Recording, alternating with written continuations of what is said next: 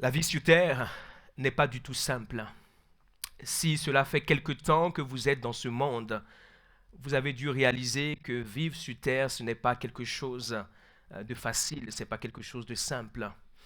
Et, et lorsqu'on parle de la vie, même la vie chrétienne est concernée par cela. La vie chrétienne n'échappe pas à cela. Nous sommes soumis à toutes sortes de défis, nous sommes soumis à toutes sortes de circonstances, de situations, de choses qui s'élèvent contre nous, de choses qui parlent contre nous. Et même nous sommes soumis à toutes sortes de tentations. Autant, mes chers amis, Dieu nous éprouve pour nous faire avancer, le diable nous tente pour nous faire reculer. C'est une chose qu'il faut absolument pour nous comprendre. Dieu nous éprouve. Donc, lorsque nous sommes éprouvés, nous avons des difficultés, mais quand cela vient de Dieu, c'est pour nous faire avancer. Lorsque nous avons des tentations, ce sont des difficultés, mais quand cela vient, c'est pour nous faire reculer. Dieu nous éprouve pour nous faire avancer, mais le diable nous tente pour nous faire reculer. Mais lorsque nous marchons réellement avec le Seigneur, il nous fait cette promesse et nous le trouvons dans 1 Corinthiens 10, verset 13, qu'il n'y aura aucune tentation qui survienne dans notre vie et qui soit au-delà de nos forces. Aucune tentation ne vous est survenue qui n'ait été humaine et Dieu est fidèle. Et Dieu qui est fidèle ne permettra pas que vous soyez tentés au-delà de vos forces. Ce qui veut dire que chacun d'entre nous, nous avons une certaine force que Dieu connaît. Et quand la tentation vient, Dieu s'assure que la tentation ne soit jamais au-delà de nos forces. Amen. Mes chers amis, il y a une dimension de nous que nous-mêmes, nous ne connaissons pas. Il y a une dimension de nous que nous-mêmes, nous devons découvrir. Parce qu'il y a des choses qui nous arrivent et nous pensons que c'est la fin de notre vie. Mais Dieu sait, à cause de la force qu'il a placée en nous, que nous allons surmonter ces choses. Lorsque l'ange de l'Éternel se révèle à Gédéon, il lui dit « Va avec la force que tu as ». Mais Gédéon n'imagine pas qu'il est quelqu'un de fort. Il a vu les circonstances autour de sa vie, de sa famille, de sa nation, et il se voyait comme quelqu'un de faible. Mais Dieu, par son ange, dira « Va avec la force que tu as ». Et j'aimerais te dire, en ce jour, va avec la force que tu as parce que tu as une certaine force. Et il dit « Mais avec la tentation, il préparera aussi le moyen d'en sortir afin que vous puissiez la supporter. » Et j'aimerais te dire que les circonstances et les situations que tu traverses actuellement, si tu es réellement en Christ et si tu marches réellement avec ce Dieu, n'auront pas raison de toi. Tu auras raison de ces situations parce que la force que Dieu a placée en toi sera toujours au-delà de la tentation que l'ennemi amène devant toi. Et le Seigneur lui-même a été soumis à la tentation durant sa marche sur terre. Et l'une des tentations que le Seigneur a expérimentées et que la Bible nous décrit, c'est celle qu'il va connaître avant de pouvoir entrer dans son ministère. Nous savons que le diable viendra et le tentera dans le désert, et particulièrement il le tentera par 3 fois. Le Seigneur sortait d'un jeûne de 40 jours, 40 nuits, sans manger. Et à ce moment-là, le diable se présente pour le tenter. Et par 3 fois, il lui proposera une tentation. Et vous savez que la parole de Dieu a été la clé ultime par laquelle le Seigneur s'est sorti à chaque fois de ces 3 tentations. La parole de Dieu a été la clé ultime parce qu'il répondra par 3 fois. Il est écrit, verset 4 du chapitre 4 de Matthieu, il est écrit, l'homme ne vivra pas simplement de pain, mais de toute parole qui sort de la bouche de Dieu. Première fois, il est écrit. Deuxième fois, il est écrit, au verset 7, Jésus lui dit, il est aussi écrit, tu ne tenteras point le Seigneur ton Dieu. Troisième fois, il est écrit, verset 10, Jésus lui dit, retire-toi Satan, car il est écrit, tu adoreras le Seigneur ton Dieu et tu le serviras lui seul.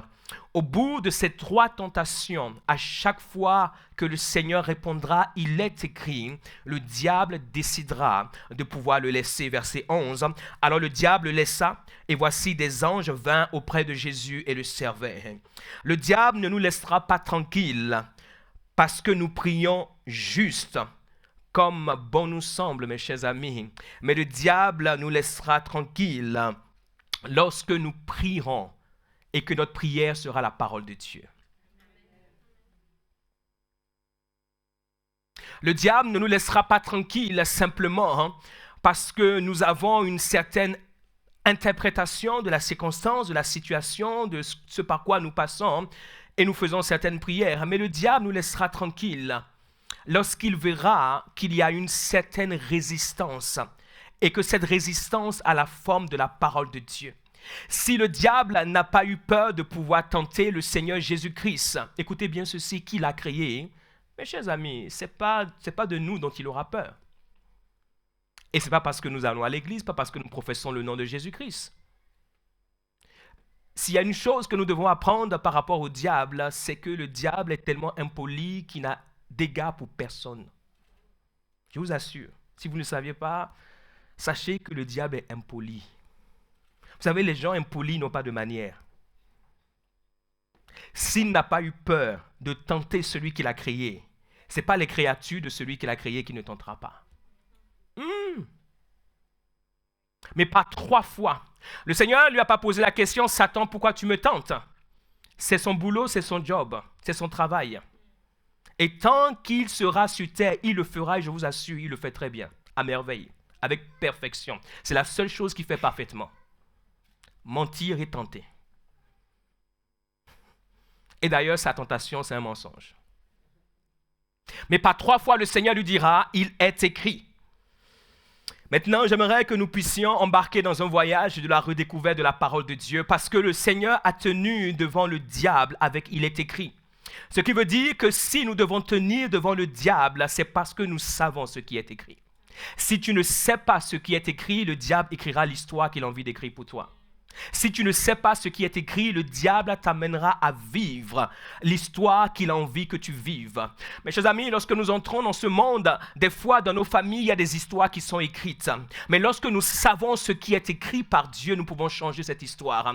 Lorsque nous venons dans une nation, il y a des choses qui sont écrites sur la terre de la nation que nous foulons. Mais lorsque nous savons ce que Dieu a écrit, nous pouvons changer cela. Nous pouvons tous nous plaindre d'une certaine manière de choses qui ont été écrites ou dites à notre sujet. Nous pouvons tous nous plaindre d'une certaine manière des circonstances, de l'adversité, des problèmes que nous rencontrons, et nous les rencontrons tous parce que nous vivons sur terre. Mais si nous savons ce qui est réellement écrit, nous pouvons changer cette histoire. Et ma prière pour toi, c'est que dans cette saison dans laquelle tu te trouves, tu sois capable de changer ce qui a été écrit et que tu n'aimes pas. Je ne sais pas s'il y a quelque chose qui a été écrit contre toi et que tu n'aimes pas. Tu peux le changer, tu peux le transformer, tu peux le modifier si seulement tu sais ce que Dieu a écrit. Amen. Amen.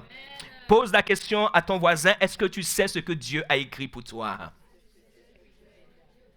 Oh! Mes chers amis, la parole est au commencement. Jean 1, verset 1, au commencement était la parole et la parole était avec Dieu et la parole était Dieu. Elle était au commencement avec Dieu. Au commencement était la parole. La parole était avec Dieu. La parole était Dieu et la parole était au commencement avec Dieu. Au commencement était la parole, tout commence avec la parole. Mes chers amis, l'existence est avec la parole de Dieu. Nous pouvons être le dernier dans la vie, mais si nous avons la parole avec nous, nous sommes certains de parvenir au commencement de quelque chose de nouveau. J'aimerais te dire, peu importe là où tu as commencé dans cette vie, si la parole est avec toi, tu peux aller au commencement de quelque chose de nouveau. Quelles que soient les circonstances, les situations qui t'ont amené au fond, qui t'ont amené derrière, qui t'ont amené en arrière, si seulement la parole peut être avec toi, alors tu peux être au commencement d'un nouveau recommencement. Que le nom du Seigneur soit béni. La parole était au commencement avec Dieu et cette parole qui était avec lui était lui. Oh, j'aime cette partie-là. Écoutez ceci, la parole qui était avec Dieu était Dieu.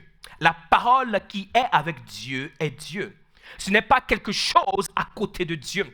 Très souvent, lorsque nous faisons référence à la parole de Dieu, nous faisons référence à quelque chose qui s'ajoute, à quelque chose qui vient à côté. Ce n'est pas quelque chose qui s'ajoute, ni quelque chose qui vient à côté. La Bible nous dit que la parole était avec Dieu et que la parole est Dieu.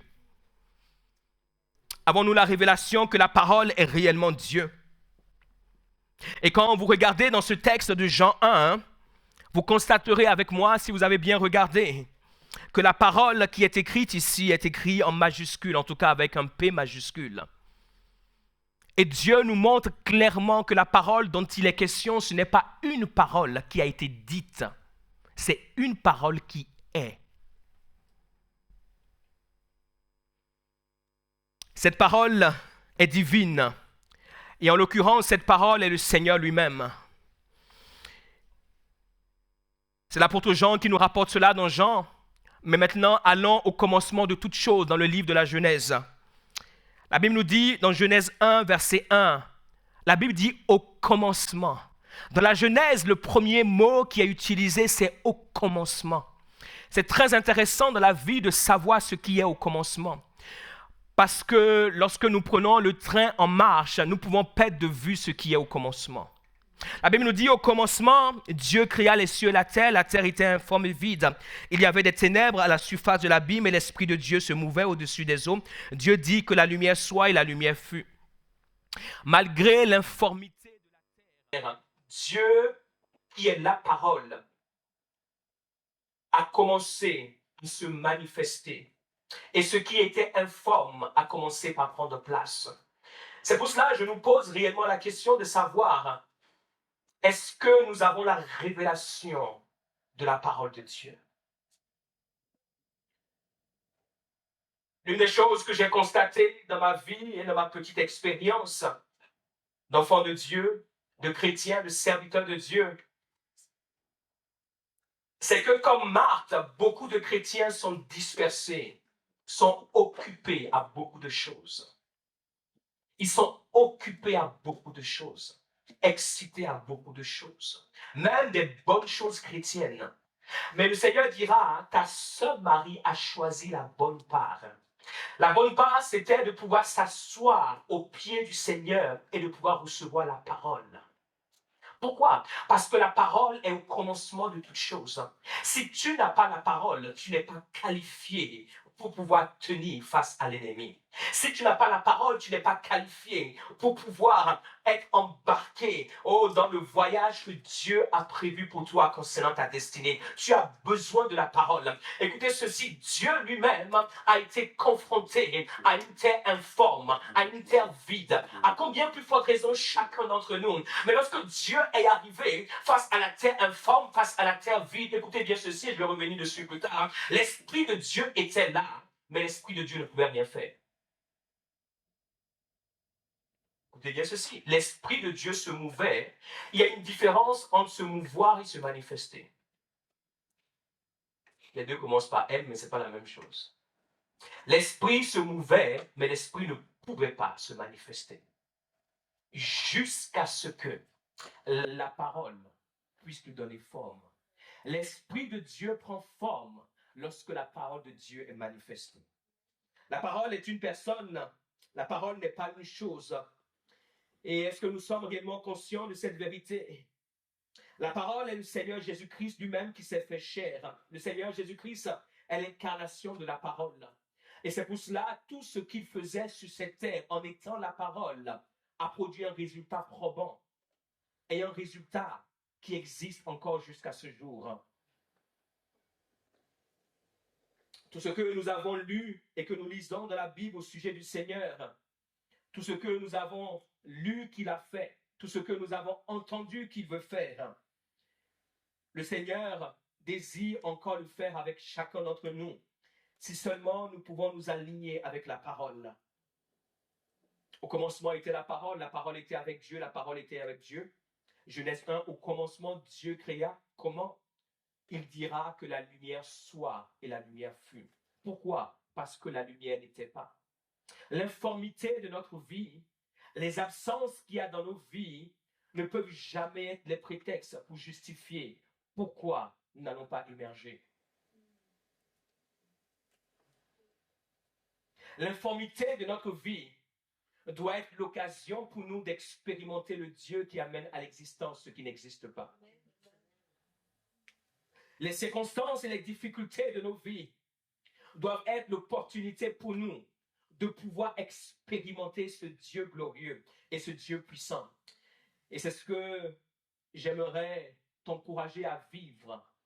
Si toi et moi, nous vivons sur cette terre et que la parole de Dieu à travers nous n'est pas vivante, mes chers amis, nous aurons manqué quelque chose d'extraordinaire. Nous serons passés à côté de la vie pour laquelle le Seigneur nous a envoyés sur cette terre. Dieu ne nous a pas envoyés dans un monde, ne nous a pas placés dans un monde où tout est facile.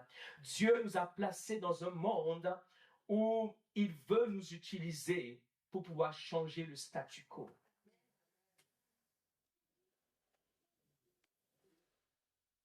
La parole est non seulement une personne, mais la parole est vivante. Cette parole personnifiée est vivante et efficace, la Bible nous dit. Là où la parole de Dieu se trouve, mes chers amis, il y a une séparation qui s'opère pour ceux et celles qui savent utiliser cette parole. Il y a une séparation naturelle, mais aussi une séparation spirituelle. Mes chers amis, la parole de Dieu n'a pas besoin d'être forcée. Elle a juste besoin d'être cultivée, car elle détient en elle la force pour pouvoir ouvrir le chemin. Lorsque la parole est cultivée, elle a en elle la capacité, le pouvoir, l'aptitude pour pouvoir ouvrir des chemins. Pourquoi? Parce que cette parole est vivante. Cette parole n'est pas un livre qu'on appelle la Bible, qui a été écrit des milliers d'années par des hommes et des femmes qui ne vivaient pas au XXIe siècle. C'est pas cela la parole. Il y a des livres qui ont été écrits par des hommes et des femmes qui ne vivaient pas à notre époque. Ils ne savent pas ce que c'est que le Wi-Fi. Ils ne savent pas ce que c'est que le Zoom. Ils ne savent pas ce que c'est que le téléphone portable. Et on pourrait dire, ce qu'ils ont écrit s'adapte simplement à leur époque, pas à notre époque. Pourquoi? Parce qu'ils ne vivaient pas à notre époque. Mais la Bible n'est pas un tel livre. La Bible est la parole de Dieu. Et la parole de Dieu est vivante et efficace. Hébreux 4, verset 12. Car la parole de Dieu est vivante et efficace, plus tranchante qu'une épée quelconque à deux tranchants, pénétrante jusqu'à partager quoi? Âme et esprit, jointure et moelle. Elle juge les sentiments et les pensées du cœur. Nulle créature n'est cachée devant lui. Quelle faute grammaticale! Waouh! Nulle créature n'est cachée devant lui. C'est une belle faute, ça, que nous avons dans la Bible. J'aimerais que nous puissions contacter la Société biblique internationale pour leur dire qu'il y a une mauvaise traduction de Louis II. Il dit, nulle créature n'est cachée devant lui. La Bible nous parle au verset 12 de la parole qui est une épée tranchante, efficace, vivante. Et la Bible nous dit ici que nulle créature n'est cachée devant lui. Le lui, ce n'est pas la parole. Le lui, c'est Dieu. Le lui, c'est le Seigneur. Le lui, c'est le Saint-Esprit. Mais la Bible ne fait aucune différence entre la parole et le lui, parce que Dieu est la parole, comme nous l'avons vu. Au commencement était la parole, et au commencement, Dieu était la parole, et Dieu a été manifesté par la parole. Amen. Nulle créature n'est cachée devant lui, mais tout est nu et à découvert aux yeux de celui à qui nous devons rendre compte. Oh Seigneur, nous te bénissons de ce que ta parole est vivante, de ce que ta parole est efficace. Elle est plus tranchante qu'une épée à deux tranchants.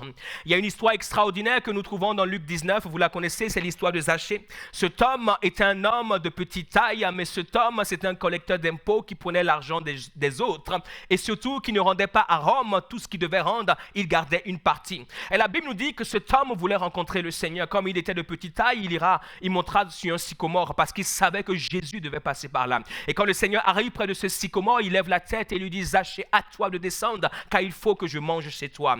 Et les gens autour du Seigneur vont commencer par murmurer, mais est-ce qu'ils connaissent cet homme? C'est un homme de mauvaise vie, etc. et tout le reste. Jésus n'a que faire de ce qu'ils disent. Et Jésus entre chez lui, et Jésus va passer du temps avec lui. La Bible ne nous dit pas exactement ce qui se passe, mais la Bible nous raconte à la fin de l'entretien, ou en tout cas à la fin du temps que Jésus aura avec lui, cet homme se tenant devant le Seigneur, il dira, Seigneur, je donne la moitié de mes biens aux pauvres. Et les hommes, les femmes, les personnes à qui j'ai volé, je leur donne 4 fois plus. Nous vivons exactement ce que nous venons de lire dans Hébreux 4, verset 12. La parole est entrée chez lui et la parole a séparé quelque chose, ce qui était ténébreux d'avec ce qui est lumineux. Et cet homme se tenant devant le Seigneur ne l'a pas jugé, le Seigneur ne lui a pas dit: Zachée, tu es un homme de mauvaise vie, ce que tu fais n'est pas bien, attention, attention, il y a l'enfer qui t'attend au tournant, s'il te plaît Zachée, repens-toi. Le Seigneur ne lui a absolument pas dit cela.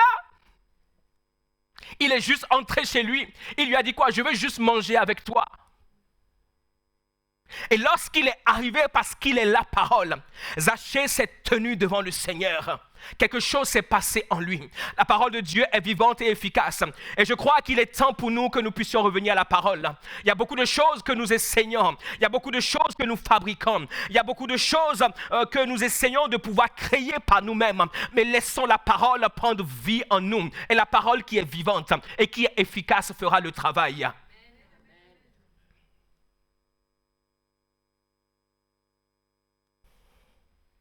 Cette parole qui est vivante, ce qui est vivant vit. Ça paraît simple et logique, hein? Mais quelquefois je crois que c'est parce que nous passons à côté des choses simples et logiques que nous nous compliquons notre vie chrétienne. J'essaye, même si je sais que ma tête réfléchit beaucoup, j'essaie d'être un enfant devant les choses de Dieu. La parole de Dieu est vivante et cette parole est vie et esprit. Parce que la parole de Dieu est vivante, elle possède en elle la vie et cette vie n'est pas n'importe quelle vie. Cette vie est directement associée à l'Esprit de Dieu. C'est pour cette raison que là où la parole authentique de Dieu est manifestée, alors l'Esprit de Dieu, mes chers amis, et je le dis haut et fort, là où la parole de Dieu authentique est manifestée, l'Esprit de Dieu est toujours manifesté. Je le dis et je le répète encore, là où la parole de Dieu, mes chers amis, s'il y a un endroit où la parole de Dieu authentique est manifestée et l'Esprit de Dieu n'est pas manifesté, alors cette parole que nous avons acceptée comme authentique n'est pas authentique.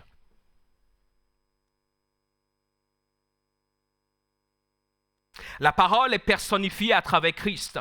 Et cette parole est vivante et efficace. Et parce qu'elle est vivante, elle a forcément la vie en elle. Et la vie qu'elle a est une vie qui est associée à l'Esprit de Dieu. Jean 6, verset 63, c'est le Seigneur Jésus-Christ lui-même qui parle. Il dit, c'est l'Esprit qui vivifie, la chair ne sert de rien. Les paroles que je vous ai dites sont esprit et vie. Les paroles que je vous ai dites sont esprit et vie. Ce ne sont pas simplement des paroles humaines, ce ne sont pas des paroles inspirantes, des paroles philosophiques, des paroles, qui font un baume au cœur, les paroles qui nous motivent le lundi matin pour pouvoir attaquer notre semaine et arriver au vendredi avec la joie de dire, ouf, nous sommes en week-end, nous aurons 2 jours de répit pour pouvoir évacuer tout cela. Et lundi matin, nous allons revenir encore et nous espérons au tournant une parole qui va nous motiver encore, un coach de vie qui va venir nous dire, allez, monte sur le ring, tu vas arriver, cette semaine, c'est toi le meilleur, c'est toi le gagnant. Tu dis, ouais, ok, d'accord, ouais, c'est moi, ok, j'essaie. Cette parole est vie et esprit.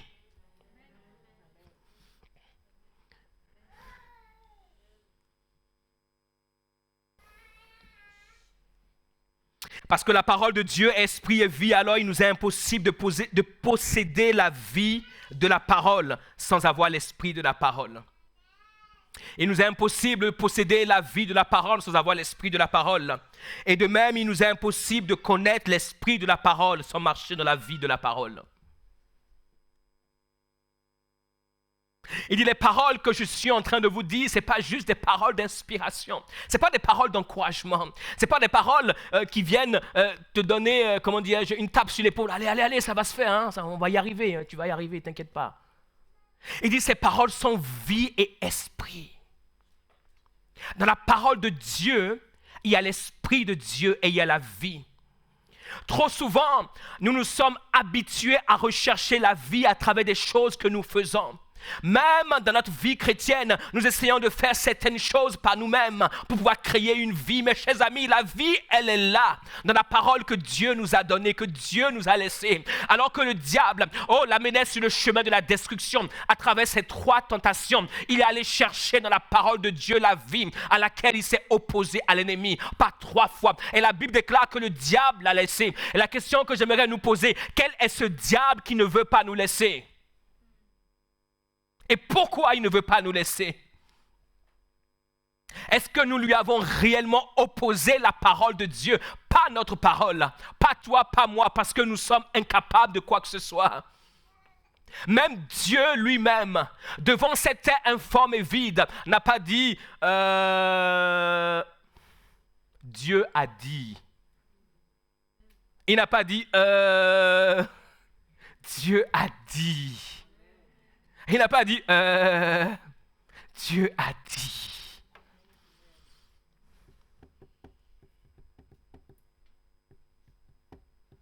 Il n'a pas dit pourquoi Dieu a dit. Il n'a pas dit mais c'est pas vrai, c'est toujours moi. Dieu a dit.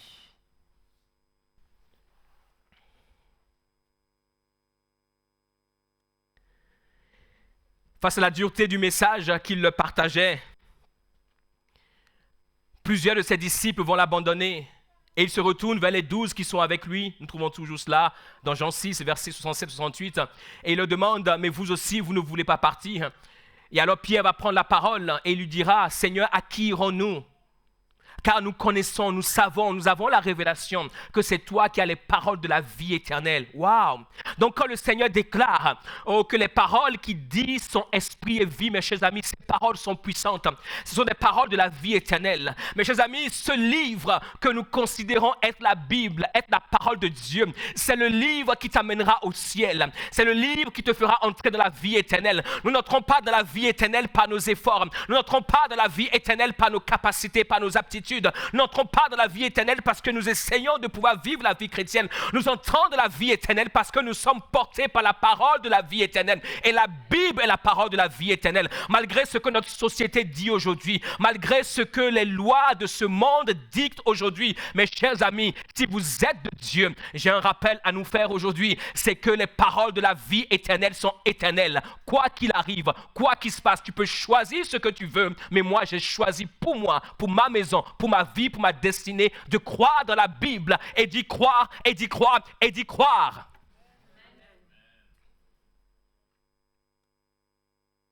Et ce qui est dramatique, je crois, aujourd'hui, c'est que même en tant que prédicateur de l'évangile, en tant que ministère, nous essayons de pouvoir donner aux gens des choses auxquelles Dieu nous a appelés. Nous essayons de pouvoir calmer les bobos des gens en essayant de pouvoir trouver des artifices, des solutions. Nous inventons des choses aux gens.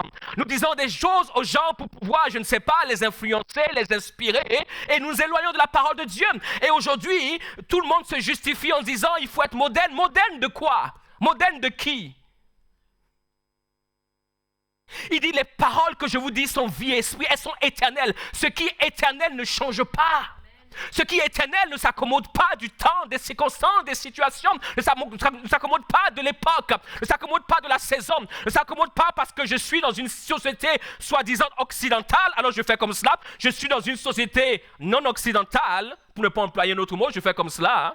Dieu n'a rien à voir avec l'occidental et pas l'occidental. Dieu est Dieu. Dieu n'a rien à voir avec notre couleur de peau. Dieu n'a rien à voir avec notre histoire, notre passé, notre éducation. Dieu n'a rien à voir avec notre sociologie, notre philosophie. Dieu est Dieu. Dieu est éternel.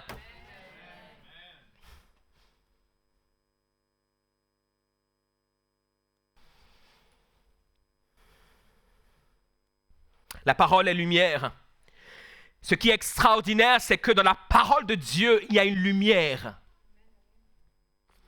Dans la parole de Dieu, il y a une lumière qui se manifeste. Et toute la vie de Dieu se trouve dans cette lumière. Toute la vie de Dieu se trouve dans cette lumière. Lorsque nous reprenons notre lecture dans Jean 1, toutes choses ont été faites par elle et rien de ce qui a été fait n'a été fait sans elle. Écoutez maintenant verset 4. En elle était la vie et la vie était la lumière des hommes. Il parle de la parole et maintenant il va expliquer ce qu'il y a dans la parole. Il explique que dans la parole, il y a quoi? Il y a la lumière. En elle était la lumière des hommes. La lumière, lui, dans les ténèbres ne l'ont point reçu. Il y eut un homme envoyé de Dieu. Son nom était Jean. Il vint pour servir de témoin, pour rendre témoignage à la lumière, afin que tous crussent par lui. Il n'était pas la lumière. Il était juste un annonciateur, un témoin de la lumière. Mais il parut pour rendre témoignage à la lumière. Et il dit, cette lumière était la lumière véritable, qui en venant dans le monde éclaire tout homme. Donc la parole a en elle la lumière. La parole de Dieu est la lumière. C'est pour cela, lorsque nous sommes dans les ténèbres, ce dont nous avons besoin, ce n'est pas une prière extraordinaire de je ne sais qui, ce n'est pas une théologie extraordinaire de je ne sais qui. Lorsque nous sommes dans les ténèbres, nous avons juste besoin d'avoir la parole avec nous. Lorsque nous avons la parole, cette parole a en elle la lumière. Et lorsque la lumière apparaît au milieu des ténèbres, les ténèbres se dissipent. Qui en venant dans le monde éclaire tout homme. Elle était dans le monde et le monde a été fait par elle. Waouh, on découvre quelque chose. On découvre ici, mes chers amis, ce qui s'est passé dans le livre de la Genèse. Quand Dieu dit que la lumière soit, dans la parole, il y avait la lumière. Quand Dieu a dit que la lumière soit, la parole a amené la lumière.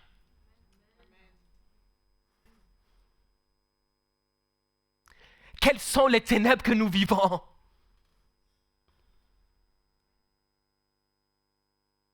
Quelles sont les ténèbres que nous traversons?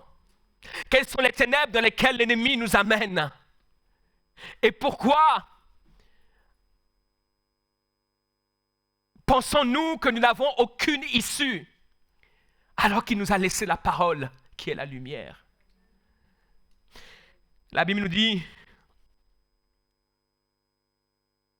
et le monde a été fait par elle et le monde ne l'a point connue. Elle est venue chez les siens ne l'ont point reçue. Mes chers amis, ce n'est pas une histoire passée. Ce n'est pas l'histoire du peuple d'Israël au temps de Jésus-Christ. C'est l'histoire de toutes les civilisations jusqu'à aujourd'hui. Jusqu'à aujourd'hui, la parole est venue jusqu'à nous, mais nous ne l'avons pas forcément reçue. Nous l'entendons, mais nous ne la recevons pas. C'est cela le vrai drame. C'est cela le vrai problème. C'est cela la vraie réalité de chacun d'entre nous, de vous comme de moi, mes chers amis. Ce n'est pas une question d'être prédicateur, ce n'est pas une question d'être ministère, ce n'est pas une question d'être ceci, d'être avancé ou quoi que ce soit. Si nous ne recevons pas la parole, nous ne recevons pas la vie. Si nous ne recevons pas la parole, nous ne recevons pas l'esprit. Si nous ne recevons pas la parole, nous ne recevons pas la lumière. Et la Bible dit, elle est venue chez les siens ne l'ont pas reçue. Mais à ceux qui l'ont reçue, qu'est-ce qu'elle a fait? Elle leur a donné un pouvoir, parce qu'il y a un pouvoir dans la parole. À ceux qui l'ont reçu, elle a donné un pouvoir de devenir enfant de Dieu. Mes chers amis, écoutez bien ceci. Très souvent, lorsque nous lisons ce passage, nous pensons que c'est un état de fait d'être un enfant de Dieu. Ce n'est pas un état de fait d'être un enfant de Dieu. Nous sommes un enfant de Dieu chaque fois que nous acceptons la parole. Lorsque tu n'acceptes plus la parole, tu n'es plus un enfant de Dieu. Ce qui veut dire que si tu n'es plus un enfant de Dieu, Dieu n'est pas ton père. Si Dieu n'est pas ton père, il ne peut pas te défendre. Mais lorsque tu acceptes la parole et que tu es un enfant de Dieu, alors le Père peut se lever et être pour toi le défenseur, être pour toi l'avocat, être pour toi le libérateur, être pour toi celui qui a franchi. Lorsque nous acceptons la parole de Dieu, à ceux qui l'ont reçue, elle a donné le pouvoir d'être un enfant de Dieu. S'il y a une chose que le diable combat dans notre vie, c'est notre capacité d'être des enfants de Dieu. Chaque fois que nous sommes des enfants de Dieu, nous sommes des hommes et des femmes que Dieu est en devoir de protéger. Dieu a une alliance avec ses enfants. Mais ce qui nous donne le pouvoir d'être des enfants de Dieu, c'est la parole de Dieu. La Bible nous dit, elle est venue vers les siens, mais les siens ne l'ont pas reçue. Mais à ceux qui l'ont reçue, elle leur a donné le pouvoir de devenir des enfants de Dieu, lesquels sont nés non du sang, ni de la volonté de la chair, ni de la volonté de l'homme, mais de Dieu.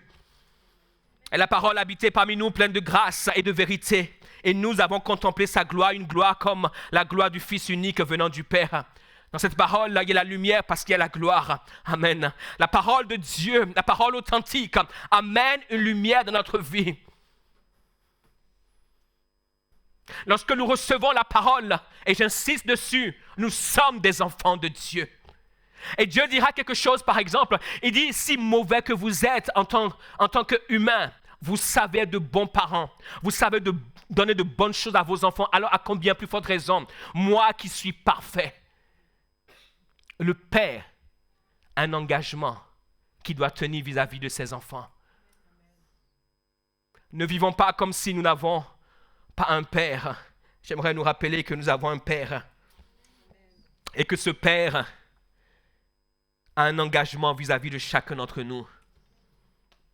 La nouvelle que nous avons apprise en Jean 5 de lui et que nous vous annonçons, c'est que Dieu est lumière, et qu'il n'y a point en lui de ténèbres. Dieu est lumière.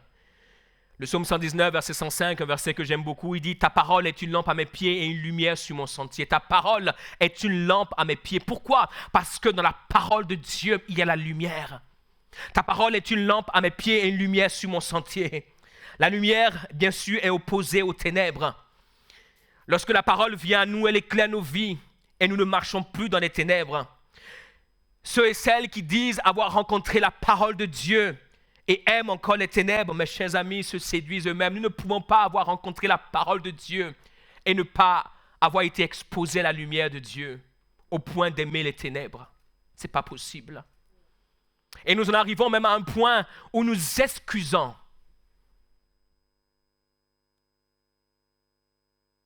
Nous excusons le fait de vivre dans les ténèbres. Lorsqu'il y a la parole, il y a la lumière. Cela ne veut pas dire que nous ne péchons pas, nous péchons tous, et moi le premier.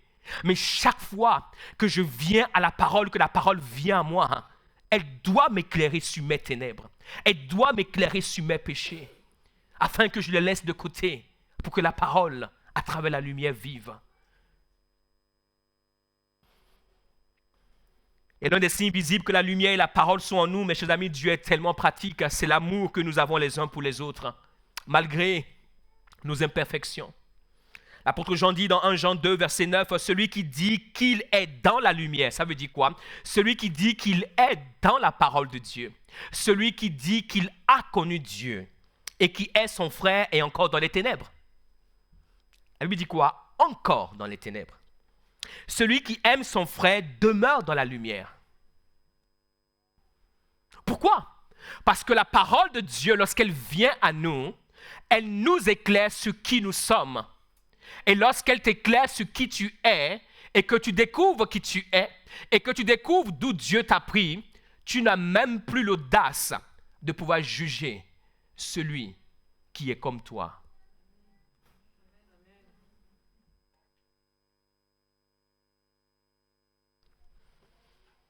Et aucune occasion de chute n'est en lui.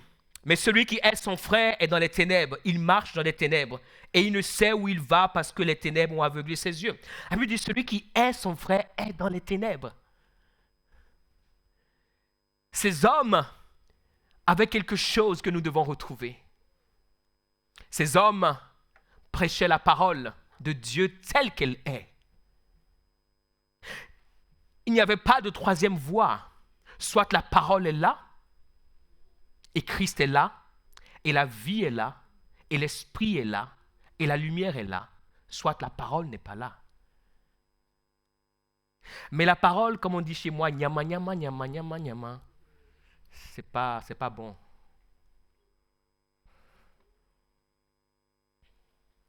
Et j'aimerais ouvrir une parenthèse concernant le prophétique.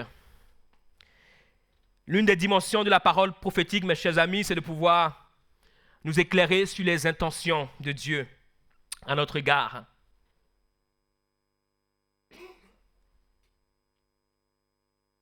Et nous devons comprendre que la parole de Dieu est plus grande que toutes les prophéties qui existent.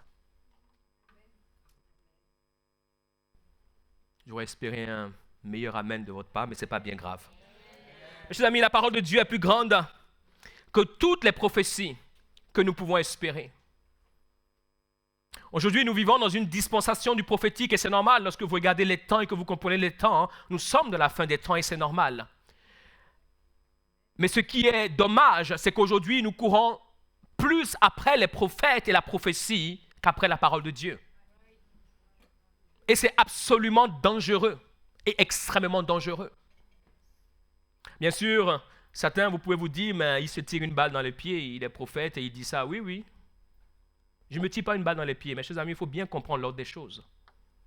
Quelle que soit la grâce prophétique que nous puissions avoir, et nous avons des prophètes extraordinaires que Dieu utilise d'une manière extraordinaire avec des grâces incroyables. Mais il n'y a aucun prophète qui soit au-dessus de la parole de Dieu. Et il n'y a aucune prophétie qui soit au-dessus de la parole de Dieu. Et si d'ailleurs tu es un prophète, et si d'ailleurs tu opères dans le prophétique, et la parole de Dieu n'est pas visible dans ta vie, oh mes chers amis, j'aimerais vous dire, ce prophète et ses prophéties ne sont pas animés par l'Esprit de Dieu, certainement, par un esprit de séduction, un esprit de divination. Parce qu'il n'y a pas que le Saint-Esprit qui existe comme esprit. Il y a toutes sortes d'esprits. Nous devons faire absolument attention. Un prophète authentique doit opérer avec la parole de Dieu. Si tout va bien, normalement, d'ici quelques temps, je vais parler un peu du ministère prophétique. Aujourd'hui, on entend tellement et tellement de choses. Et ce qui est aberrant et ce qui m'énerve, je peux vous le partager. C'est surtout lorsque vous voyez des gens qui n'opèrent pas en tant que prophètes parler des prophètes. Des gens qui n'ont jamais prophétisé sur une mouche parler de la prophétie. Et ce qui va encore plus loin, c'est qu'on les applaudit, c'est qu'on les acclame et on prend leur parole pour vérité. Avec tout ce que je viens de dire concernant le fait que la parole de Dieu est plus grande que le prophète et plus grande que les prophéties, ce qu'il faut savoir, c'est que Dieu utilisera toujours les prophètes jusqu'à ce que le Seigneur revienne. Pourquoi? Parce que les prophètes sont des porte-paroles de Dieu. Les prophètes sont des récipiendaires de la parole de Dieu. Lorsqu'on parle de prophètes, je ne vous parle pas d'hommes et de femmes qui opèrent dans le don de prophétie où l'Esprit de Dieu vient les susciter pour pouvoir inspirer le peuple de Dieu. Je parle d'hommes et de femmes que Dieu lui-même s'est choisi pour lui et dans lesquels il a choisi de pouvoir se déverser pour que leur bouche devienne sa bouche. C'est pour cela qu'un prophète authentique, lorsqu'il fonctionne dans certaines dimensions, il n'a pas besoin de consulter Dieu parce que la parole de Dieu est en lui et ce qu'il dit, Dieu l'approuve.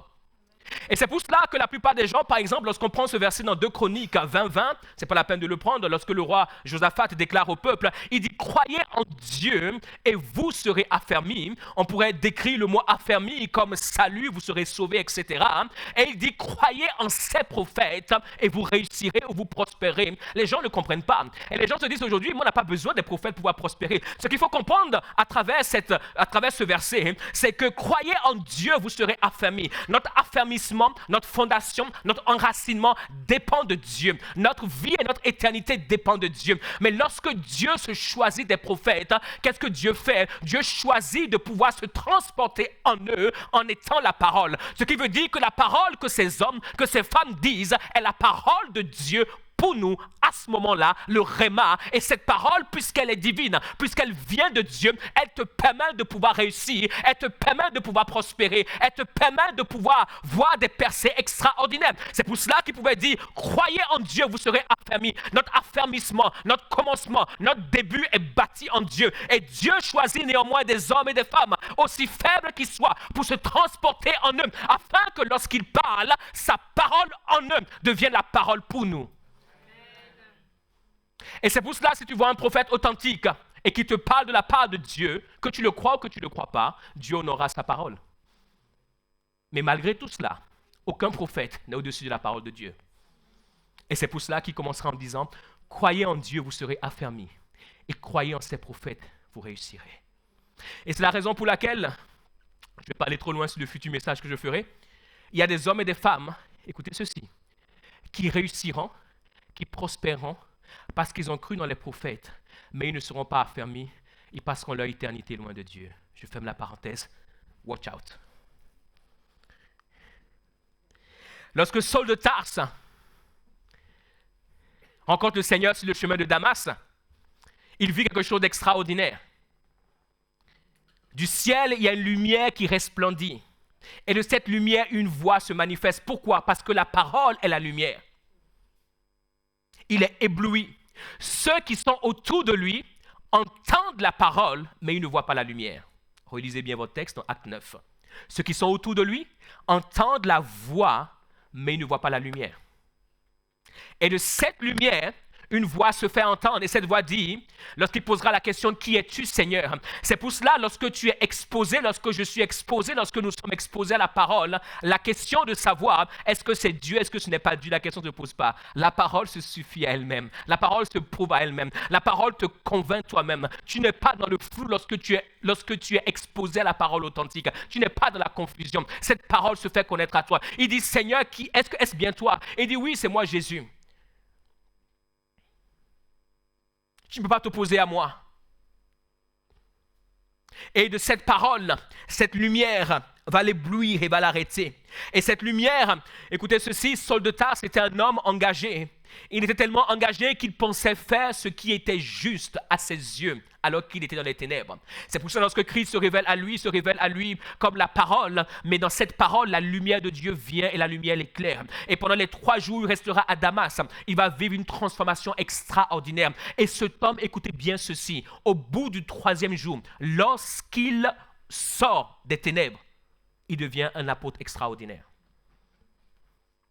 Plus besoin de faire quoi que ce soit. Un homme qui va vendre sa vie pour Christ. Quelle parole nous prêchons à notre génération? Qu'est-ce que nous avons vendu à notre génération? Qu'est-ce que nous avons vendu pour que nous puissions avoir besoin de petits pansements? Un pansement le lundi, un pansement le mardi, un pansement le mercredi, un pansement le jeudi, le vendredi, le samedi, jusqu'au dimanche, pour avoir un gros pansement.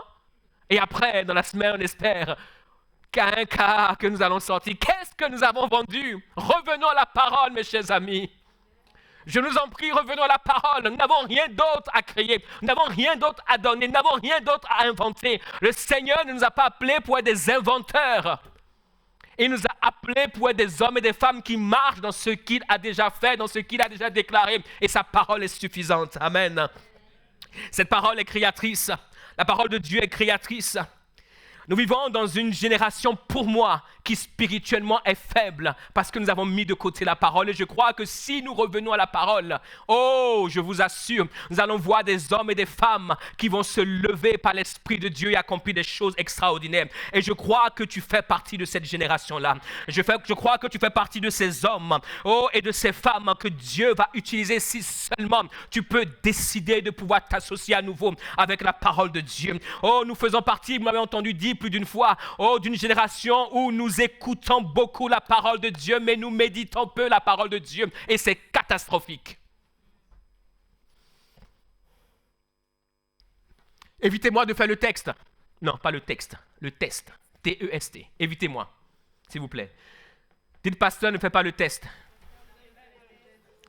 Dites-le fort. Si vous ne le dites pas fort, je vais le faire. Dites, pasteur, ne fais pas le test.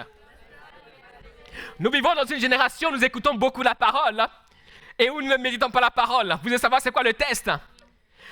Imaginons par exemple que nous prenons le nombre d'années de vie chrétienne versus le nombre de... Juste ça c'est un test vraiment à la portée de tous, mais nous serons étonnés. Prenons le nombre d'années de vie chrétienne versus le nombre de versets bibliques connus par cœur. 20 ans de vie chrétienne, 20 versets par cœur. C'est un test simple. Mais nous serons surpris. Maintenant, regardez, le Seigneur lui-même a résisté au diable, pas parce qu'il avait une Bible écrite devant lui, pas parce qu'il avait un iPad, pas parce qu'il avait un écran de télévision, pas parce qu'il avait rien de tout cela. La parole était en lui. Quand Satan est venu vers lui, il n'a pas prié. Même la prière, nous ne comprenons pas à quoi c'est la prière. Nous prions et malgré cela, Satan ne bouge pas. Je vous assure. Si ta prière n'est pas enracinée dans la parole, Satan ne bougera pas, il te regarde comme ça. Est-ce que vous êtes déjà retrouvé à des endroits où des gens vous regardent comme ça?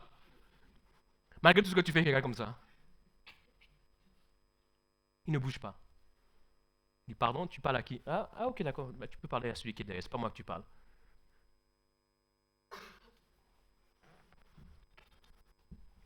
Nous écoutons, mais nous ne méditons pas.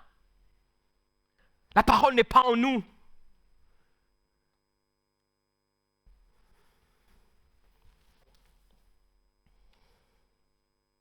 Nous sommes des écouteurs oublieux, comme dit l'apôtre Jacques.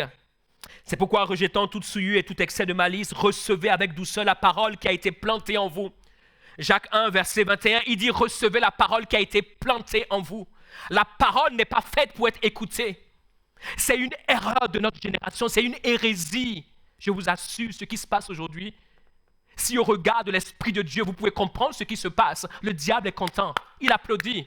Va sur YouTube, zap, zap, zap. Va sur les réseaux sociaux, zap, zap. Écoute tous les messages chrétiens, zap, zap, zap. Elle n'est pas plantée en toi.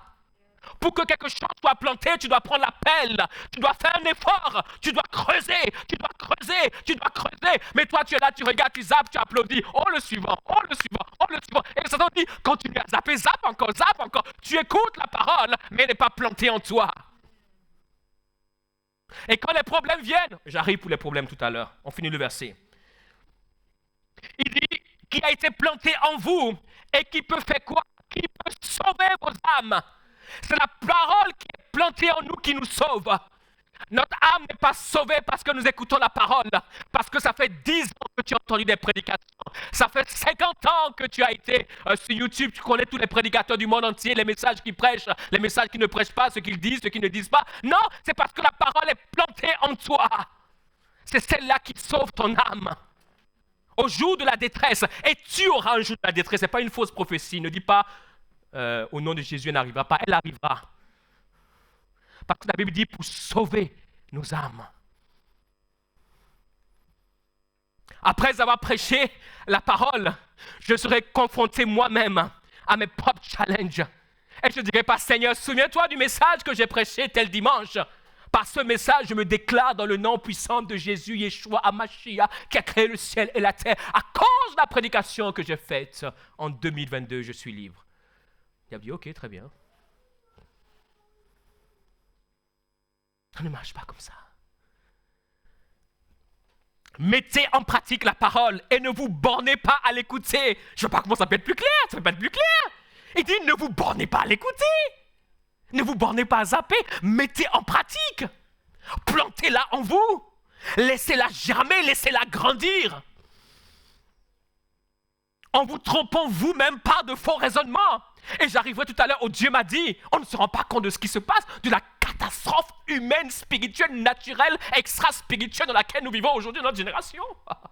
On ne se rend pas compte de ce qu'on est en train de faire.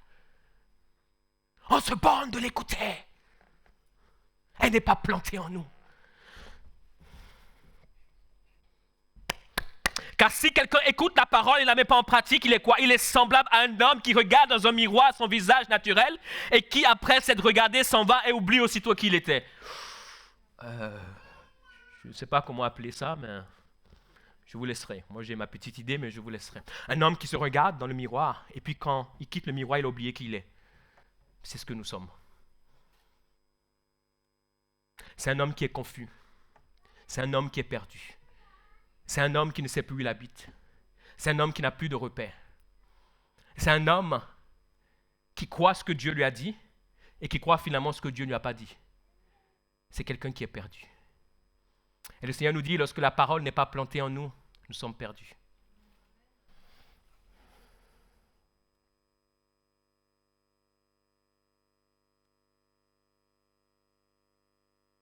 Et c'est parce que nous sommes perdus que nous sommes soumis à tout vent de doctrine, que nous sommes ballottés à gauche et à droite, que nous ne savons plus qui nous sommes, que nous ne savons plus ce que nous vivons.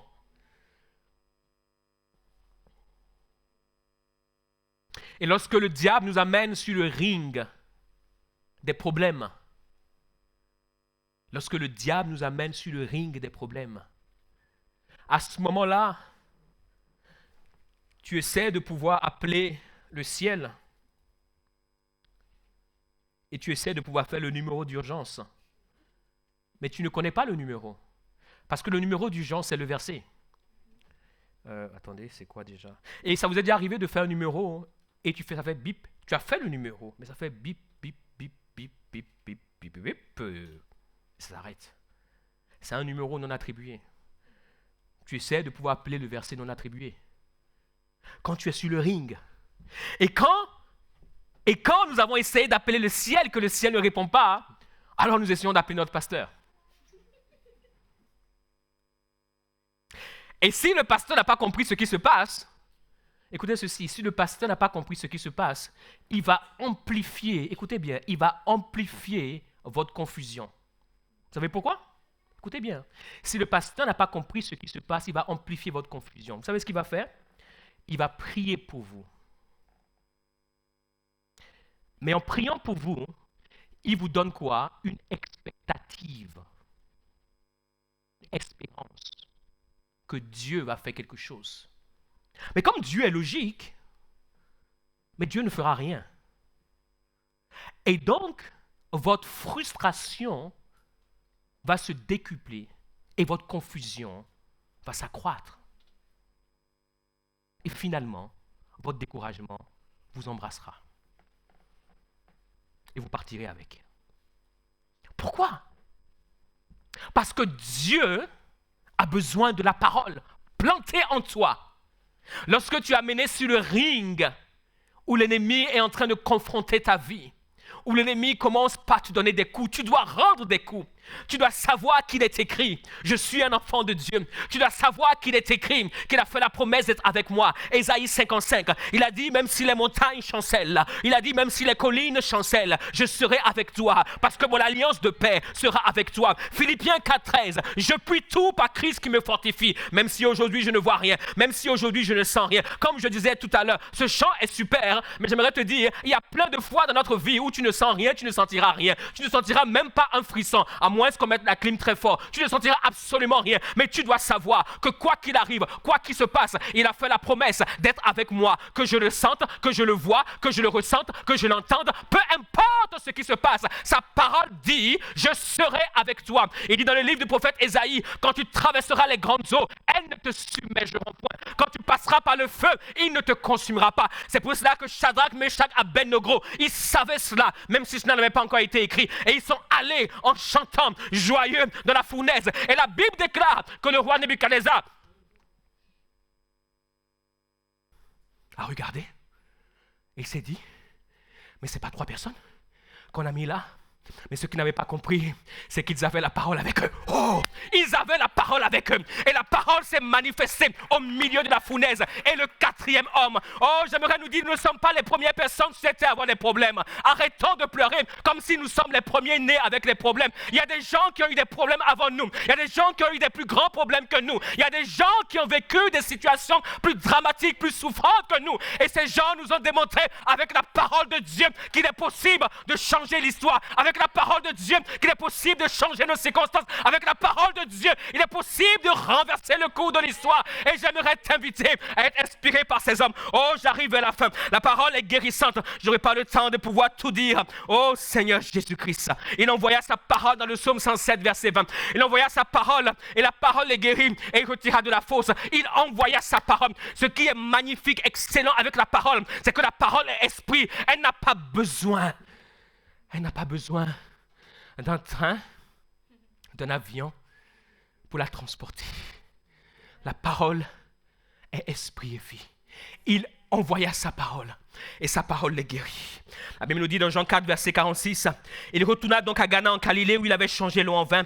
Et il y avait à Capernaum un officier du roi dont le fils était malade. Ayant appris que Jésus était venu en Judée, de Judée en Galilée, il alla vers lui et le pria de descendre et de guérir son fils. Il dit, Seigneur, s'il te plaît, descends pour venir guérir mon fils. Parce que la Bible nous dit que son fils était près de mourir. Ça veut dire que la mort était là et son fils était à côté de la mort. C'est ce que ça veut dire, hein? Près de mourir. Et il dit à Jésus, descends et viens guérir. Et qu'est-ce qui se passe, verset suivant? L'officier du roi lui dit, Seigneur, non, avant. L'officier du roi lui dit, Seigneur, descends avant que mon fils meure. Descends avant qu'il ne meure. Descends. Il faut que tu descendes parce que mon fils va bientôt mourir. C'est une question de minutes, une question de jours, une question d'heures. Verset 50, va, lui dit Jésus, ton fils vit. Il ne lui a pas dit, ton fils vivra. Il lui a dit, va, ton fils vit. Lui, il a dit quoi? Descends pour que mon fils ne meure pas. Et Jésus lui dit, va, ton fils vit. Écoutez ceci, verset 51. Comme déjà il descendait, hein, c'est cela le verset? Non, verset 50, la deuxième partie. Et cet homme crut à la parole que Jésus lui avait dite et il s'en alla. Il a dit quoi au Seigneur? Descends, viens avec moi viens physiquement, pour que tu puisses prier pour mon fils, afin qu'il puisse ne pas mourir. Et le Seigneur, si je paraphrase, je sais, j'ai pas trop le temps là. Là, franchement, là, je suis overbooké. Franchement, là, je suis très occupé. Déjà, je te reçois, c'est déjà un miracle. Donc vraiment, il ne faut pas pousser le bouchon trop loin, Marcel. D'accord? Par contre, va et ton fils vit. Et la Bible dit quoi? Il voulait que le Seigneur descende. Mais la Bible nous dit quoi? Et cet homme crut à la parole. Il a fait tout ce chemin parce qu'il a vu son fils en train de mourir. La mort était prête. Et quand il vient voir Jésus, il n'a pas vu quelque chose de différent. Il n'a pas vu quelque chose de nouveau. Il n'a rien senti. Il n'a pas eu des bouillebouilles, il n'a pas eu des frissons, il n'a pas eu l'onction qui l'a secoué et puis il est parti, il a dit, oh là, vraiment, oh, quelque chose s'est passé, oh là là. Oh, les notes étaient... Non, il est éteint. Il faudra me l'allumer la prochaine fois. Les notes étaient extraordinaires ce matin. Oh Seigneur, oh. L'onction. Non, il crut à la parole. Écoutez ceci. Et il s'en alla. Verset 51. Comme déjà il descendait, ses serviteurs venant à sa rencontre, il descendait, donc il reprend ce chemin où il voulait que Jésus vienne avec lui. Mais Jésus n'était pas avec lui. Jésus n'était pas physiquement avec lui. Et j'ai une bonne nouvelle pour toi, c'est que physiquement Jésus n'est pas avec nous. Et ce n'est pas grave, c'est excellent parce que sa parole est avec nous. Il n'a pas besoin d'être avec nous. Jésus n'est pas descendu avec lui, il est redescendu tout seul. Le problème qu'il avait laissé était là-bas. Et la Bible nous dit, lorsqu'il descendait, ses serviteurs venaient à sa rencontre, lui apportaient cette nouvelle. Ton enfant vit. Ton enfant vit. Jésus lui a dit, va, ton fils vit. Et les serviteurs lui ont dit, ton enfant vit. Et regardez ce qu'il va faire cet homme, verset 52. Verset 52, il leur demanda à quelle heure. Il savait qu'il y avait quelque chose avec la parole. Il savait que c'est la parole dans laquelle il a cru. Il dit, à quelle heure il s'est trouvé mieux. Et il lui dit, hier, à la 7e heure, la fièvre l'a quitté. Ce qui veut dire que l'homme, là où il était, et là où son fils se trouvait, il y avait au moins une journée. Pendant cette journée où il a cru à la parole, il n'a rien vu de nouveau. Il n'a pas appelé, il n'avait pas de SMS, il n'avait pas de Zoom, il n'y avait rien. Mais nous avons tout ça et malgré ça, nous ne croyons pas. Il y a un problème quelque part. Il retournait vers le problème, il n'avait rien de nouveau. Mais il a cru à la parole. La parole que Jésus lui a donnée a été plantée en lui. Et il a commencé à marcher avec cette parole. Et il lui dit, hier à la 7e heure, la fièvre l'a quitté. Et qu'est-ce qu'il va dire, verset 53? Le père reconnut que c'était à cette heure-là que Jésus lui avait dit, ton fils vit. Et il crut, lui et toute sa maison. Oh, qu'est-ce qui te manque? De la même manière, dans Genèse 18, lorsque le Seigneur vient voir Abraham, il lui dit l'année prochaine, à la même époque, il lui a dit quelque chose. Je n'ai pas le temps pour cela, je reviendrai. Et ta femme embrassera un fils. Est-ce que vous savez que Dieu a menti? Dieu a menti, Dieu n'est pas revenu. Oh, pasteur. Oui, Dieu n'est pas revenu. Dieu était physiquement avec lui. Il a dit l'année prochaine, je reviendrai. Lisez l'histoire dans Genèse 18, Dieu n'est pas revenu. Mais qu'est-ce qui s'est passé? Elle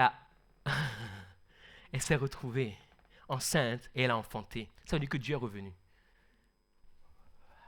Comment? Sa parole. Elle dit, je reviendrai. Je n'ai pas besoin de revenir physiquement comme je suis venu. L'année prochaine, ta femme embrassera un fils, je reviendrai. Et effectivement, Genèse 18, verset 9, 10 pour vous. Je reviendrai vers toi à cette même époque, et voici Sarah, ta femme, aura un fils. Alléluia. Oh, la foi dans la parole de Dieu. Il faut la foi pour que la parole de Dieu devienne manifeste. Et il faut la foi nécessaire pour que cette parole devienne manifeste. C'est là où tout l'enjeu est. C'est que cette même foi se trouve dans la parole. Il faut la foi pour que la parole de Dieu se manifeste. Dans Hébreux 11, il nous a dit que sans la foi, on ne peut pas lui être agréable. Et de la même manière, Romains 10, verset 17 nous dit que cette foi dont nous avons besoin pour que la parole de Dieu puisse être manifestée, pour que nous puissions lui être agréables, cette même foi se trouve dans la parole. Sans la foi, nous ne pouvons pas être agréables à Dieu. Mais la foi, pour lui être agréable, se trouve dans la parole. Oh, je prie que tu puisses avoir cette foi. Cette foi qui te permet d'être agréable, qui te permet de pouvoir marcher. Cette foi qui te permet de pouvoir vivre et expérimenter. Oh, ce que Dieu a pour toi, ce que Dieu veut accomplir. Oh, mes chers amis, il y a trop d'hommes et trop de femmes qui inventent des choses que Dieu n'a pas dites. Aujourd'hui, vous savez pourquoi nous avons beaucoup de Dieu m'a dit? Parce que nous avons mis de côté la parole. Le seul moyen de pouvoir nous rassurer de quelque chose, nous inventons des choses.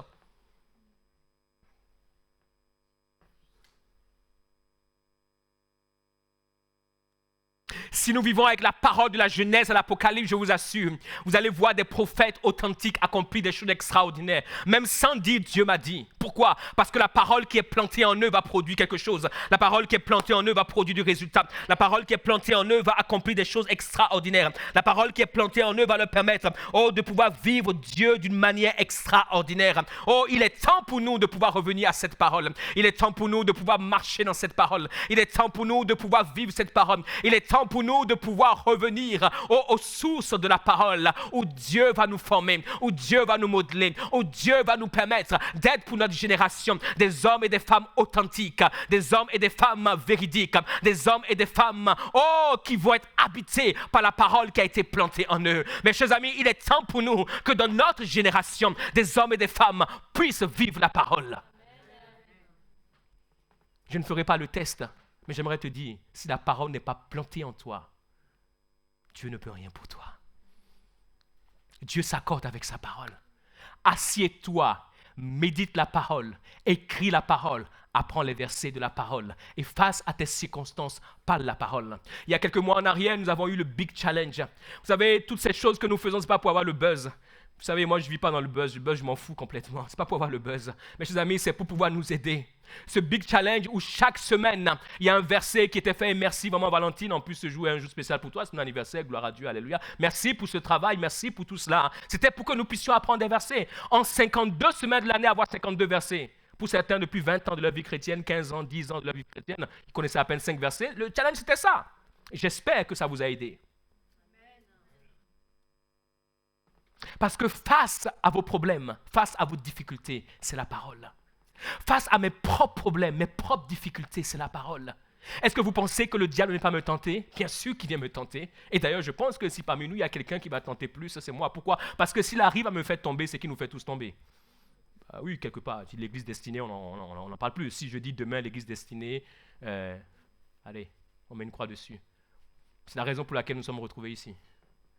Donc s'il y a quelqu'un qui est bien tenté, je suis bien tenté. C'est pour cela que je peux parler de la parole.